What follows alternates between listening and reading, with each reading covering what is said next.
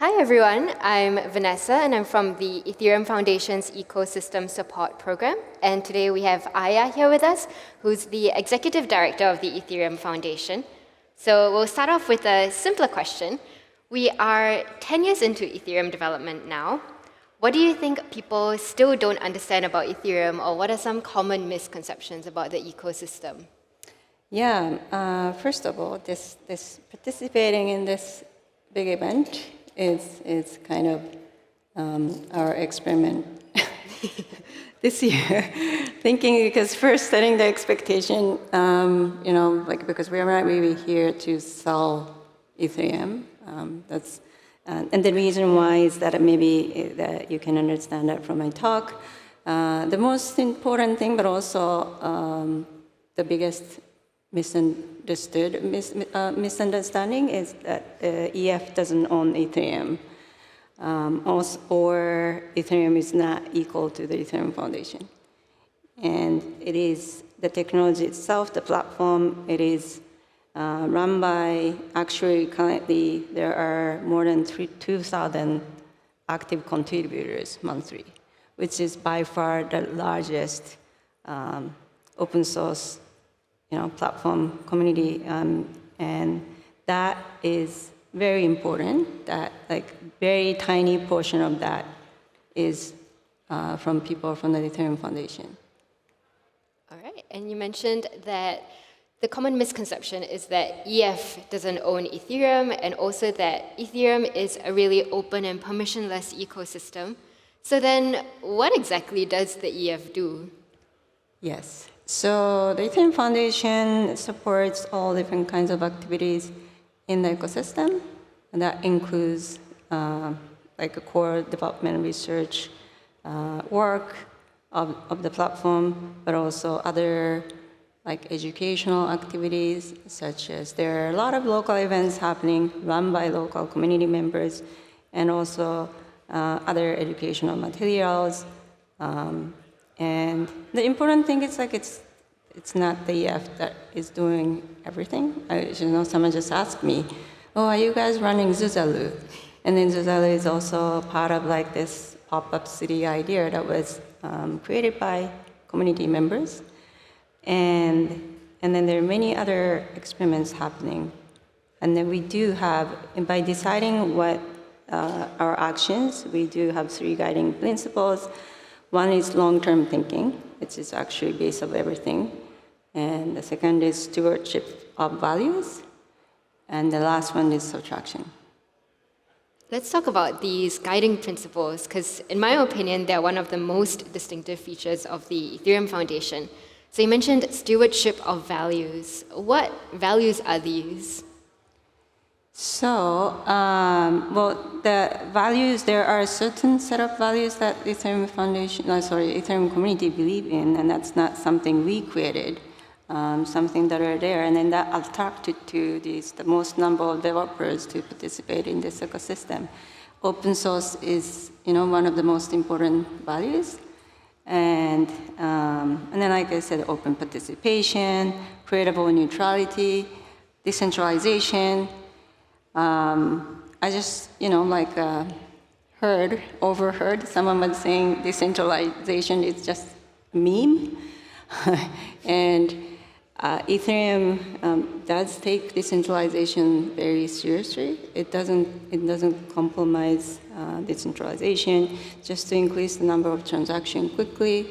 And that you see that in the technology, but you see in the way how our people operate, and then, like I said, this is, you can participate at any layer, but also how these activities are run by all different teams in the ecosystem. There are,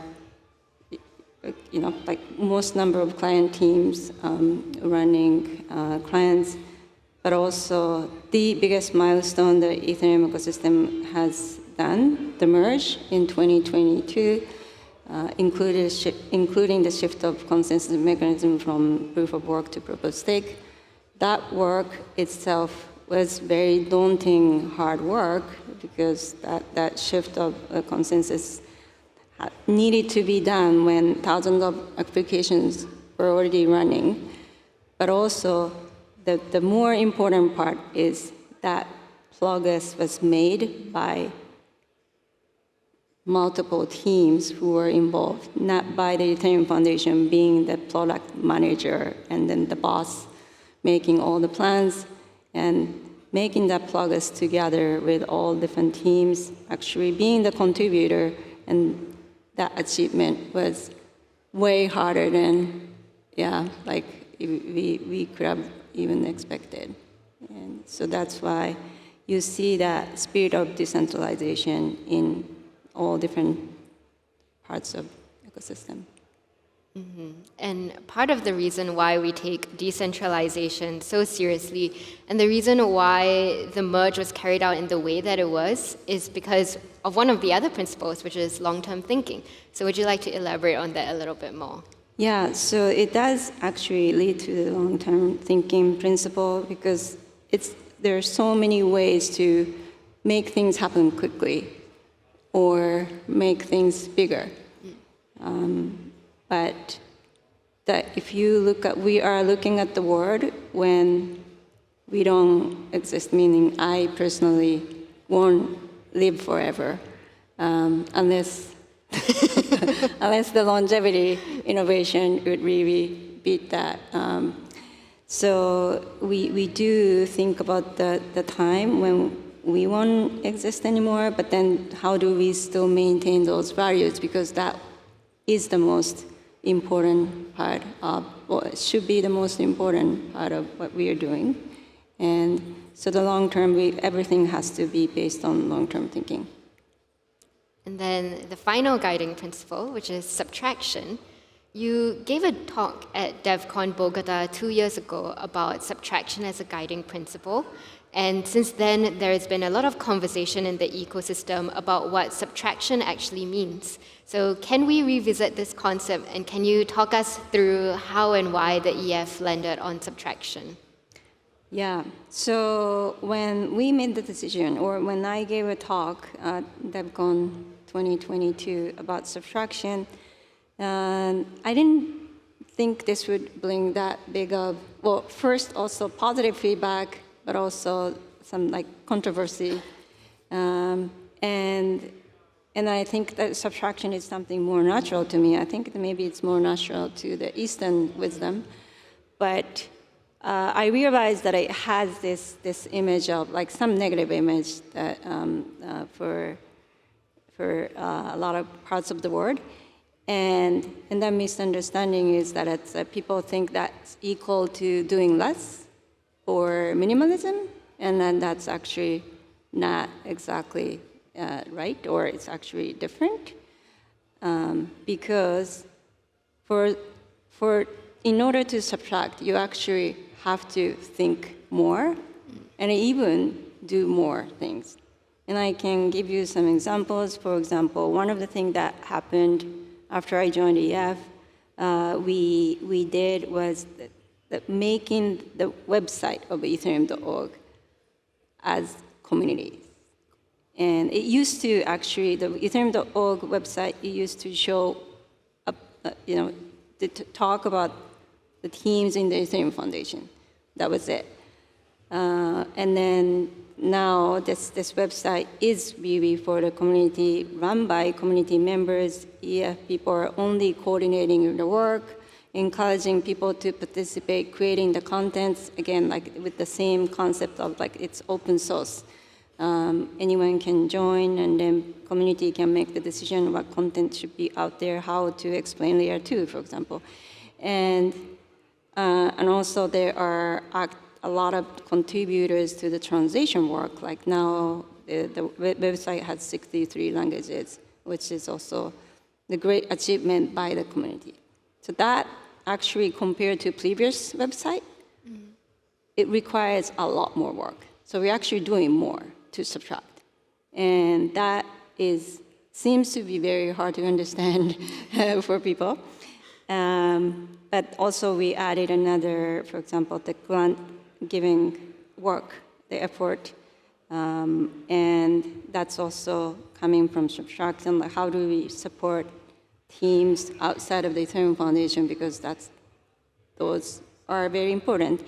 And then that's also extra work to do. Like actually, maybe Vanessa, you're part of this grant team, ecosystem support program, and then maybe you can share from your experience.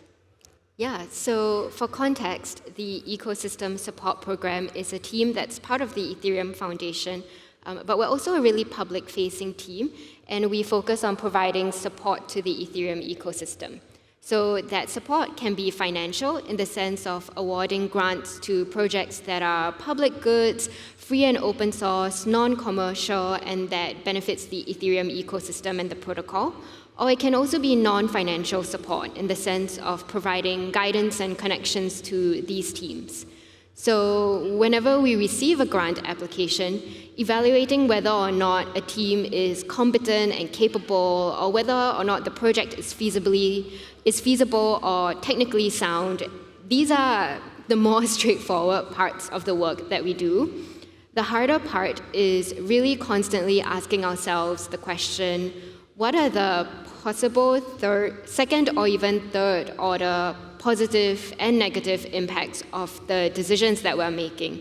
And this really ties into subtraction and long-term thinking. So I'll give an example.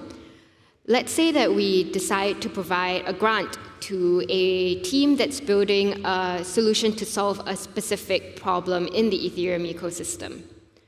On one hand, it's really great because we're encouraging people to work on important problems in the Ethereum ecosystem and the protocol. And on the other hand, we are then asking ourselves, if we support this, does it look like this particular solution has an official EF stamp of approval? And if yes, does this then encourage other people in the ecosystem from creating and developing newer and potentially better solutions? And if yes, then what does that then mean for innovation and diversity in the Ethereum ecosystem? So it constantly feels like a balancing act where you're considering different trade-offs. And so I want to direct this question back to you, Aya. How do you maintain balance and decide when and how to subtract? Yes, so that is actually a hard question. We need to ask to ourselves constantly, because it is not just about mindlessly subtracting and then doing less.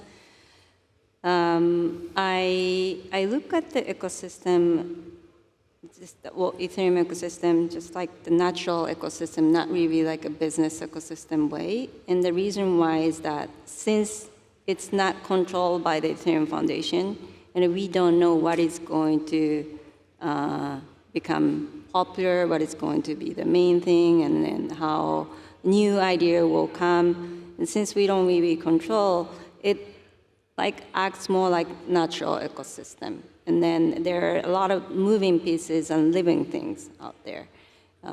And so what we need to do is observe what's happening in the ecosystem, and we ourselves look at our laws in like what is the law of EF now. So it should not be the same as our law, the Ethereum Foundation's law in 2017, for example, because the ecosystem is a lot different now. And then now there are, first of all, there are twos now, and then, so what is the law? Like what are the things that we are doing, but maybe we should not be doing now? What are the things actually we haven't been doing, but maybe we need to start thinking or doing? Mm-hmm. So those are the questions that we need to constantly ask. And then in that, there are things that we definitely need to add. Because, for example, I still think that the role of Ethereum Foundation, the important thing is like the growth is happening. You know, like you come to this token event and then you see all the layer twos are presenting their businesses, and then so growth is happening, but the maintaining the values, maintaining the culture, it is not just, cannot just done by the Ethereum Foundation, but we do have this unique role still in this, and that's why there are things that we need to do more. And also another thing about subtraction is by subtracting, the goal is not really making something small. There is a goal that we want to grow in the end, like something, we want to grow something in the end. So something should be becoming either better or even big.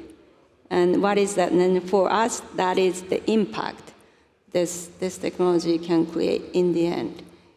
So we are actually thinking to grow that, and then subtraction is just the strategy to get there. So that those questions are really important for us to keep asking, and then I think all the UF people now, I'm glad to hear like how you are thinking in your work too. Yeah, so that's maybe my answer to that question. Mm-hmm. And I think this conversation is probably one that's really different from the other conversations that are taking place at Token. And there are a lot of businesses here today at Token naturally, and you used to be part of a business in the industry as well. So do you have a final parting message for people who would like to start thinking about subtraction more? Yes. Speaking of business, so I used to be a part of a business in the industry. I joined this industry a while ago, like more than a decade ago. And then I was an early member of Team Kraken in exchange, and then we were only a few of us. But because the industry was early, I was involved in a lot of like early industry work, like before the business work. And then one of the things that I had to lead was this supporting Mangak's bankruptcy work that was happening in Japan. There are like the biggest, a lot of people in the world lost their asset. And then I was working with actually like Michael Branager from the current CEO of Chain Analysis. We were working together for the project, and then convinced the trustee of the bankruptcy not to liquidate, like assets. Back in those days was mainly Bitcoin, and because of that work, 200,000 Bitcoin were not liquidated. And the point is that the work was actually, we were working together. Everyone in the industry was like thought this was existential like crisis. Like we have to work together, otherwise this industry might be killed. And I think there was a part that I felt, like really great being able to work together with all the early talents. But also, I saw when I joined Ethereum, I saw the similar this working together, playing infinite games together, and then I thought that was the reason why I started to call this vision of infinite garden. And then I hope like we're still doing all this together. There's so many businesses now, but I hope people see more systemic view of everything. And by doing that, by only looking at a bigger picture, you can see maybe where you can subtract too. So that's my message in the end, is really look at the big picture and then think we are in the same game. All right, thank you. I believe we are at time already. So thank you so much, Aya, for sharing your really valuable insights on our guiding principles and philosophies. Thank you.